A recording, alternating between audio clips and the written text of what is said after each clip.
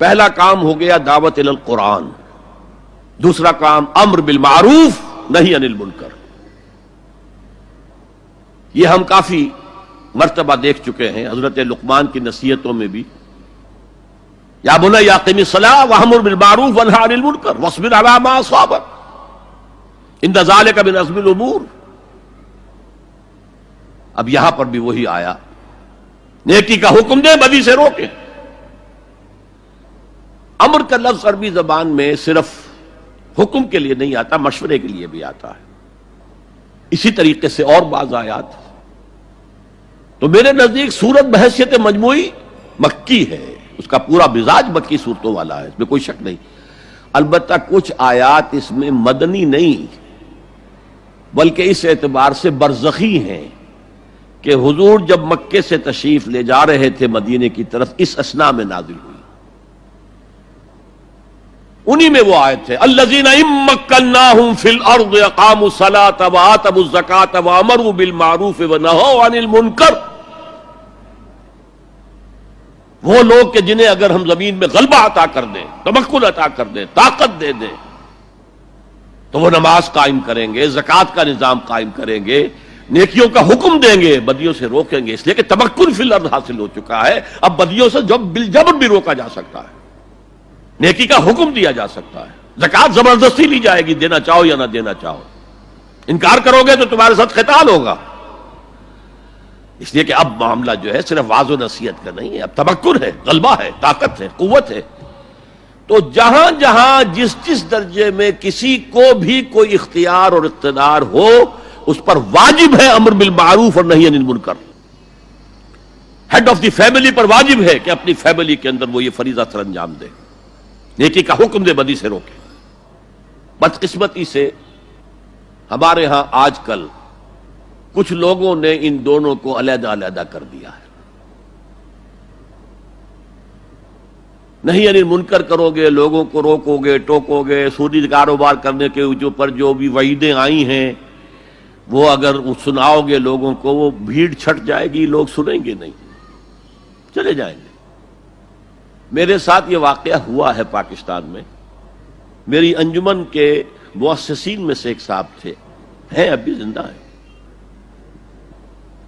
انہوں نے مجھ سے آ کر ایک دفعہ کہا کہ ڈاکٹر صاحب ہمارے لیے تو سود کو چھوڑنا ممکن نہیں ہے، ہمارا کاروبار ایسا ہے کہ بینک سے معاملہ کیے بغیر ہم نہیں چل سکتے. اور آپ ہمیں دوسرے تیسرے جمعے میں وہ حدیثیں سنا دیتے ہیں کیا ربا 70 حوبا ایسرها ان ينكح الرجل امه.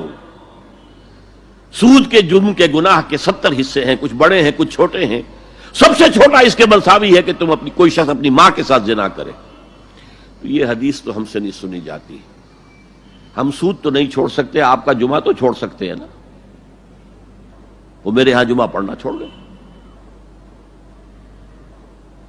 اب یہ صورتحال ہے کہ کچھ لوگ اسی خوف سے کہ لوگ بھاگ جائیں گے، دیکھنا ان بستیوں کو تم کے ویراں ہو گئی، یہ جو بھیڑ جمع ہے یہ تو پھر ادھر ادھر منتشر ہو جائیں گے، لہٰذا یہ باتیں نہ کرو. بس بھلی بات ہے، بھلائی اچھا، جب نیکی بڑھے گی بدی خود بخود ختم ہو جائے گی.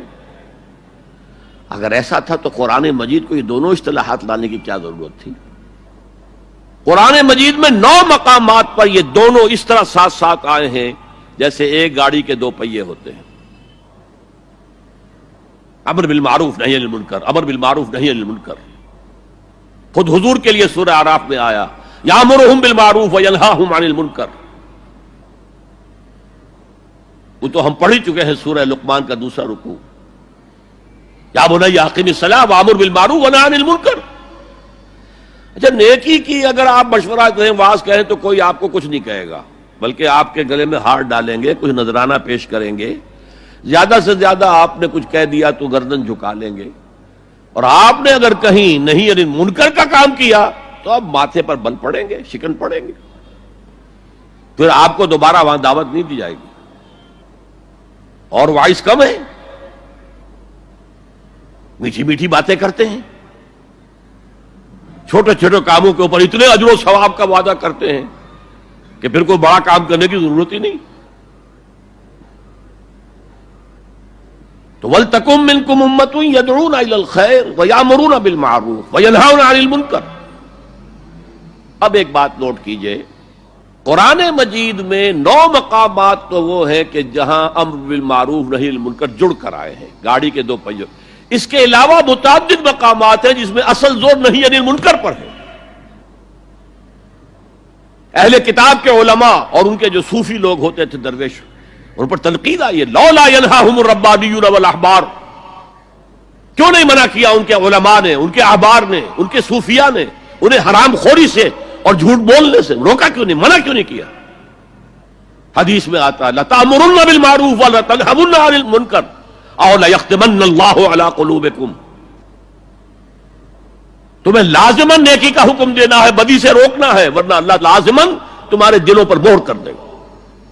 اب سنیے، اس نہی عن المنکر کے بھی 3 مرتبے ہیں۔ میں نے کہا تھا نا 3 کا پہاڑا، سہ نکاتی پروگرام۔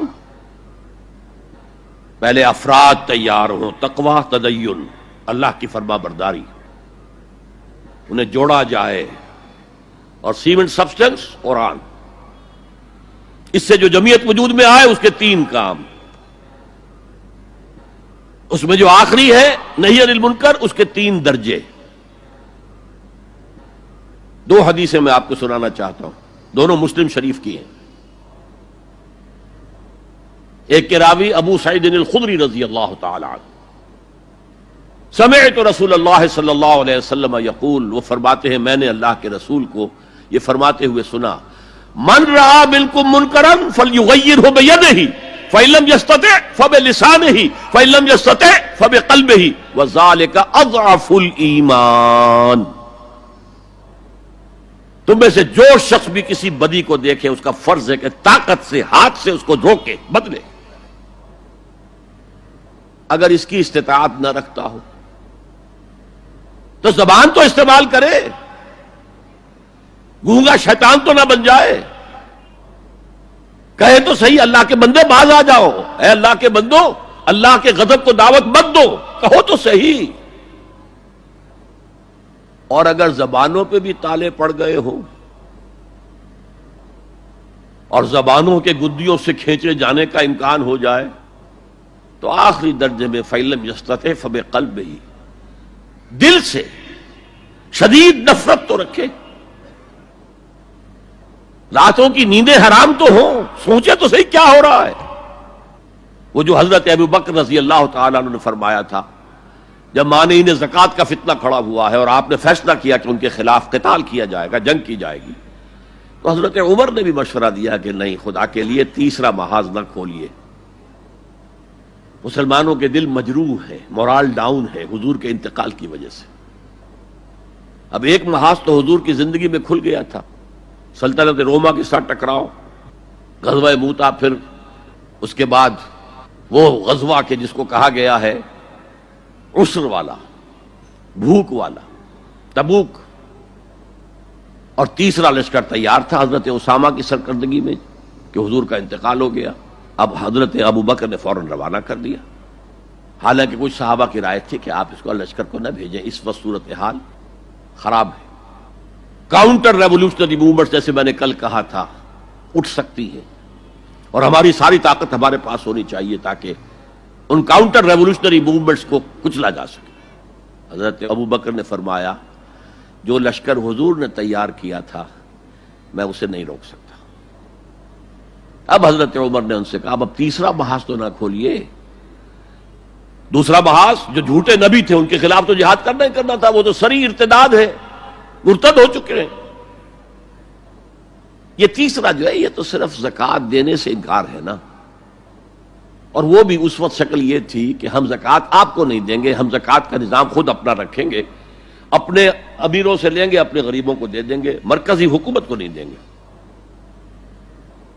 اس پر حضرت ابو بکر نے کہا کہ اگر یہ حضور کے زمانے میں زکوٰۃ کے اونٹ کے ساتھ اس اونٹ کو باندھنے والی رسی بھی دیتے تھے، اور اب اگر یہ کہیں گے کہ اونٹ تو لے جاؤ رسی نہیں دیں گے ہم، تب بھی میں قتال کروں گا۔ اور اس وقت جو جملہ کہا ہے ایبدل الدین وانا حی،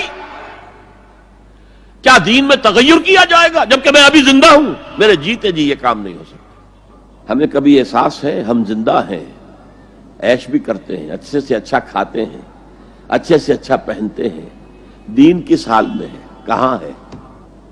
پاؤں تلے کچلا جا رہا ہے، استہزاء ہو رہا ہے، تمسخر کیا جا رہا ہے۔ اور یہ نہ سمجھیے کہ میں کوئی ہندوستان کی بات کر رہا ہوں، نہیں، تمام مسلمان ملکوں میں یہی حال ہے۔ ہر جگہ پر کہیں بھی صحیح اسلامی حکومت قائم نہیں، اسلامی نظام قائم نہیں۔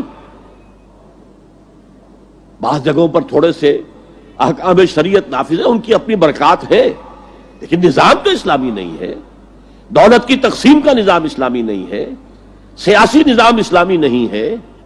اس اعتبار سے ہمارے اندر شدید نفرت تو ہو، اگر یہ نفرت بھی نہیں ہے، اگر بے چینی بھی نہیں ہے، کوئی کڑھن بھی نہیں ہے، فرمایا ذالک اضعف الایمان، یہ ایمان کا کمزور ترین درجہ ہے۔ کیا معنی؟ اس کے بعد پھر ایمان نہیں ہے، نفرت۔